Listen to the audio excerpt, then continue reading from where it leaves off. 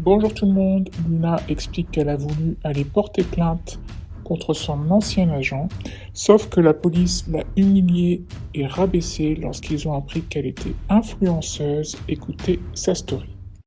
Les amis, je suis désolée, je viens de me réveiller de ma sieste. Cette histoire, elle m'a épuisée, vraiment. En gros, pour vous la faire courte, j'ai décidé d'aller porter plainte aujourd'hui contre mon ancien agent. J'ai pris mon courage à deux mains parce que l'avocat me demande 5 000 euros. Aujourd'hui, j'ai toujours pas gratté à l'euro million.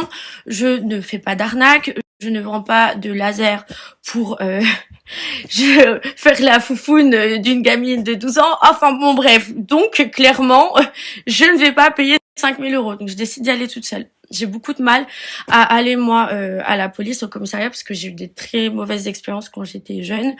Quand j'avais 16 ans, mon copain me battait et j'ai dû aller porter plainte. On m'a très mal reçu. Quand j'avais 18 ans, je me souviens, je sortais du métro, j'avais une valise. Il y a 6 policiers qui m'ont mis sur le côté, qui m'ont dit montrez-nous si vous avez des petites culottes. Si vous nous montrez pas, on vous fera une fouille au...